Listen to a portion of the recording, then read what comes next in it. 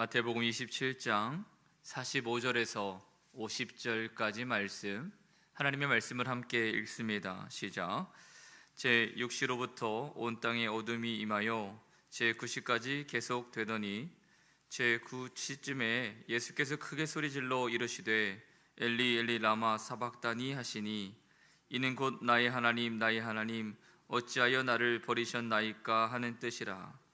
거기 섰던 자 중 어떤 이들이 듣고 이르되 이 사람이 엘리야를 부른다 하고 그 중에 한 사람이 곧 달려가서 해면을 가져다가 신 포도주에 적시어 갈대에 꿰어 마시게 하거늘 그 남은 사람들이 이르되 가만두라 엘리야가 와서 그를 구원하나 보자 하더라.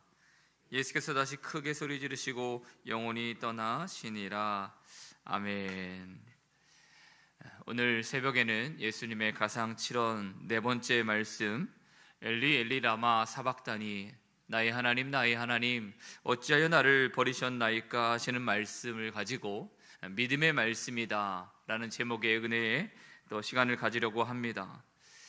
우리 인생에도 어려움들이 참 많습니다. 당하는 고통들이 있고 질병 때문에 육체적으로 아플 때도 있고 경제적으로 어려울 때도 있고 인간관계로 인해서 낙담할 일도 참 많습니다. 그런데 인류에서 어쩌면 가장 큰 고통이 무엇일까 보니까 버림받는 고통이다. 버림받는 고통. 어쩌면 이 버림받는 고통이 최초의 고통의 모습이지 않을까. 아담과 하와가 죄를 범하고 나서 하나님으로부터 에덴에서 추방을 당합니다. 버림받는 아픔을 처음으로 죄의 결과로서 얻게 되었다라는 거죠.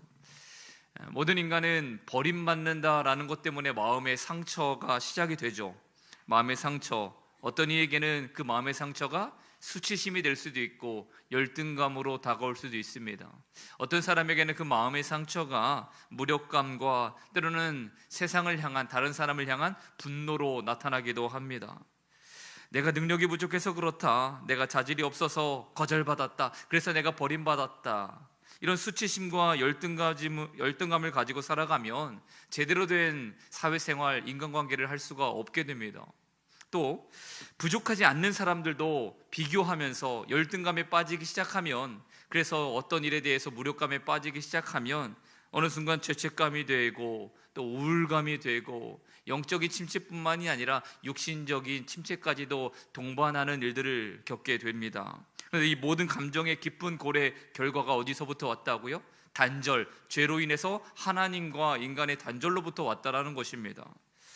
그런 면에서 우리 주님은 한순간도 하나님과의 교제가 끊어진 적이 없습니다.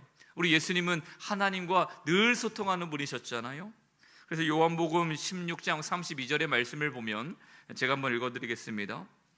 보라 너희가 다 각각 제 곳으로 흩어지고 나를 혼자 둘 때가 오나니 벌써 왔도다. 그러나 내가 혼자 있는 것이 아니라 아버지께서 나와 함께 계시느니라.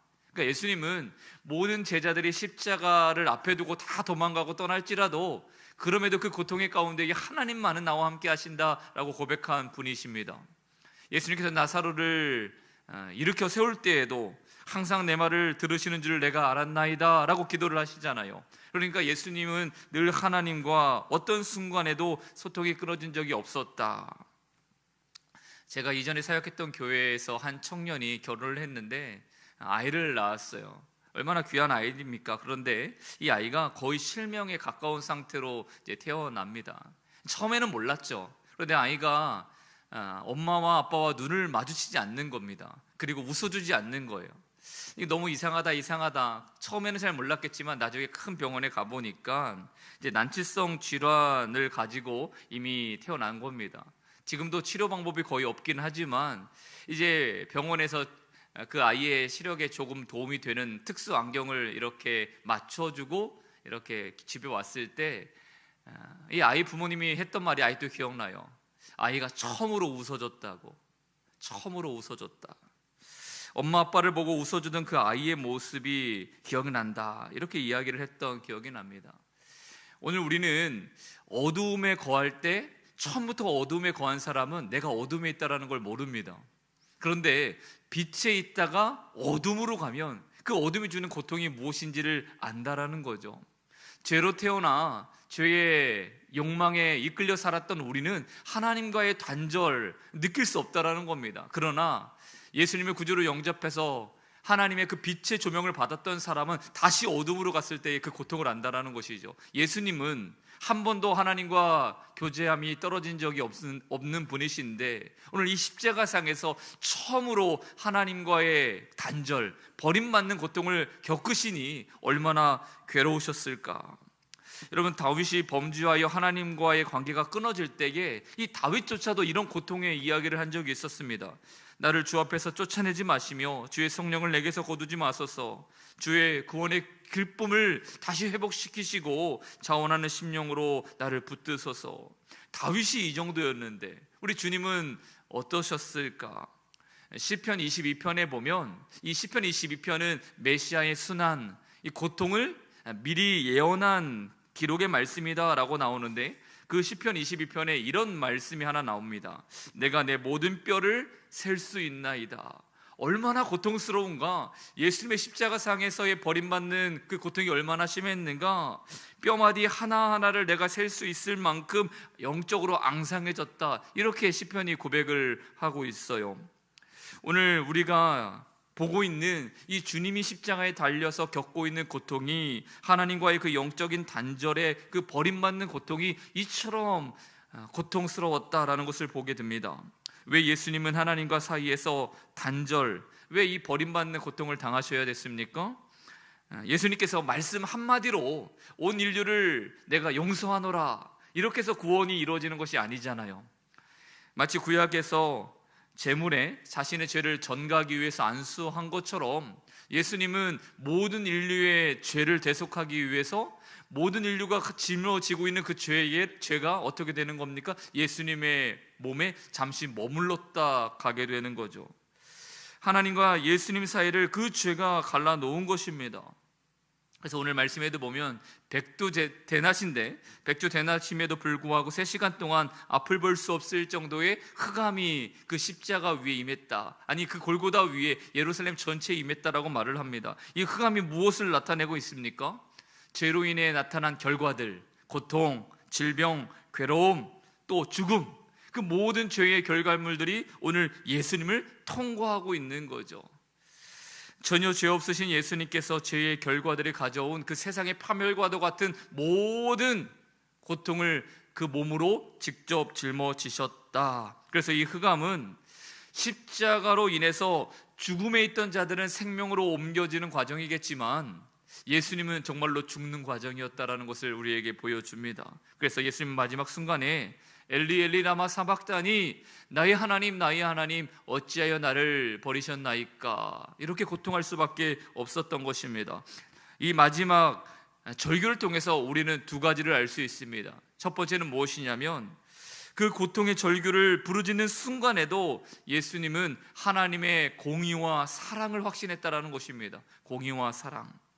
예수님의 이 마지막 절규를 잘 보세요. 주님이 모든 인생의 죄를 짊어지시면서 잠시 주되심을 포기하고 부르짖어 하나님을 향하여 고백하였던 이 믿음의 고백에 보면 나의 하나님, 나의 하나님, 그러니까 하나님의 공의와 사랑을 여전히 바라보고 있는 예수님의 모습을 보게 되는 겁니다. 여전히 그 버림받는 순간에도 나의 하나님이 되심을 의심하지 않는 겁니다. 나의 하나님은 뜻이 계시고 나의 하나님은 신실하시고 나의 하나님은 이 모든 죄의 짐을 나에게 지게 하시지만 이것이 그 크신 하나님의 놀라운 사랑이다라는 것을 예수님은 고백하고 있는 것입니다. 자, 두 번째는 예수님의 이 마지막 절규에 믿음이 들어가 있다는 거죠. 믿음의 고백. 단절의 순간입니다. 분명히 버림받는 순간입니다. 그러나 그럼에도 불구하고 예수님은요, 왜 나를 버리셨습니까? 라고 마치 예수님을 하나님을 부인하는 것처럼 보일지 모르지만 여전히 하나님을 향한 마음, 믿음을 버리지 않으시는 겁니다. 하나님을 바라보는 거죠. 우리는 때로는 고통이 극에 달할 때에 하나님을 등질 때가 얼마나 많습니까? 원망할 때가 얼마나 많습니까? 버림받는 그 순간에도 오늘 예수님께서는 하나님의 그 선하심과 하나님의 신실하심에 대한 믿음을 고백하고 있다는 것이죠. 그래서 오늘 이 가상칠언의 네 번째 말씀은 고통의 부르짖음이 아닙니다. 괴로움의 탄식이 아니라는 거죠. 믿음의 고백인 줄을 믿습니다. 오늘 우리가 말씀을 듣기 전에 함께 찬양했던 찬송가 314장 내 구주 예수를 더욱 사랑이라는 이 찬송가는 1850년대에 어떤 전염병으로 인해서 한 번에 모든 아들을 잃어버렸던 한 사모님의 고백입니다. 오랫동안 방황하고 그 자녀를 잃은 아픔과 괴로움, 고통이 얼마나 심했겠습니까? 날마다 절규하며 기도하고 고통으로 기도하고 그러던 순간에 다시 한번 하나님의 사랑을 발견하게 되는 거죠. 하나님이 세상을 이처럼 사랑하사 독생자를 주셨으니 이는 그를 믿는 자마다 멸망치 않고 영생을 얻게 하려 하심이라. 이 원복음의 말씀을 다시 한번 그 마음에 확신을 하게 되면서 내 구주 예수를 더욱 사랑이라는 고백을 할 수 있었다라고 이야기를 합니다. 성도 여러분, 때로는 우리도 너무나 고통스러운 현실이 있을 때 있습니다. 버림받는, 철저하게 자신이 부정당하는 것 같은 괴로움을 겪을 수도 있습니다. 그런데 오늘 예수님께서 하나님과의 이 버림받는 단절의 순간에도 하나님을 향한 그 사랑과 공의를 의심하지 아니하고 오직 신뢰하고 또 하나님을 나의 하나님, 나의 하나님이라고 부르면서 여전히 그 고통의 순간에도 하나님을 바라보는 믿음의 고백을 드렸던 것처럼 오늘 우리도 최악의 어떤 순간이 올지라도 하나님을 바라보는 것을 멈추지 아니하고 나의 하나님, 나를 위한 하나님, 나를 사랑하시는 하나님, 나를 여전히 붙드시는 하나님을 신뢰하시고 믿음으로 기도하고 또 찬양하게 되는 그런 귀한 삶이 되시기를 예수님의 이름으로 축복합니다. 함께 기도하겠습니다. 아버지 하나님, 그 부르짖는 최후의 순간에도 우리 주님께서는 나의 하나님을 바라보며 신뢰하며 사랑하며 믿음으로 고백했음을 보게 됩니다. 아버지 하나님, 우리 인생에도 하나님 이 버림받는 고통과 하나님 우리 인생의 큰 하나님 절규 속에서도 우리 하나님을 바라볼 수 있는 믿음은 하나님 굳건할 수 있도록 역사하여 주시고, 특별히 우리 새벽 성도들 하나님 믿음의 자리에서 기도할 때에 그 기도 제목 위에 나의 하나님을 부르짖어 하나님 신실한 하나님을 바라볼 수 있는 은혜가 충만하게 나타나는 이 새벽이 되게 도와 주옵소서. 감사드리며 우리 주 예수님의 이름으로 기도하옵나이다. 아멘.